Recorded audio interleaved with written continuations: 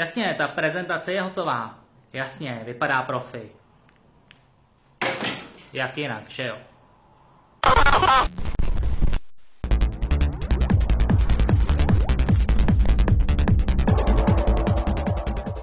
Ahoj, já jsem Jarda Ludvík z Kanetu a dneska vám ukážu, jak udělat prezentaci v PowerPointu, která vypadá profi a bude vás to stát jenom pár kliknutí navíc. Pojďme na to.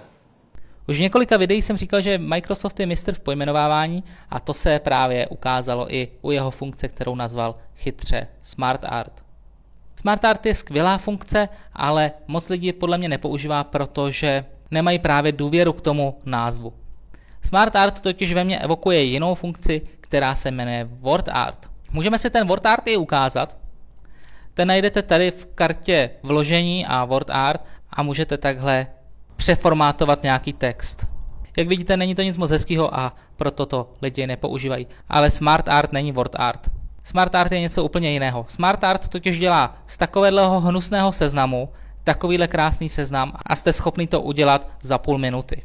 Tenhle ten seznam vypadá, jak když jste si s tím opravdu hráli a vypadá, jak když jste nad prezentací strávili spoustu času, ale skutečnost je jiná a myslím, že o to jde. Jak tedy na to? Já vezmu tady ten ošklivý seznam, který všichni známe a všichni ho umíme udělat a naduplikuju ho.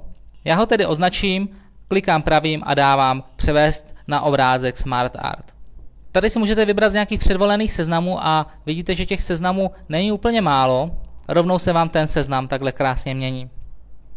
Můžu tady dát další obrázky Smart Art a tady můžu vybírat už z velkého množství těch obrázků. Já si zvolím třeba tento, OK. Tak a PowerPoint nám udělal takovýhle krásný seznam.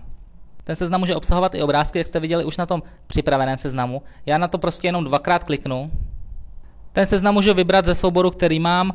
Když ten obrázek nemám, můžu ho hledat Bingem. OK. A obrázek prostě vyberu. Vložit. A je tam.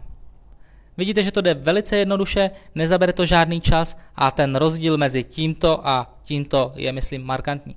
Pokud byste si z těch seznamů přeci jenom nevybrali, ještě je na internetu spoustu dalších templateů, které se dají stáhnout i zdarma, a nebo ty profesionální templatey samozřejmě za peníze. OK, já jsem Jarda Ludvík z Kanetu a u dalšího videa se těším.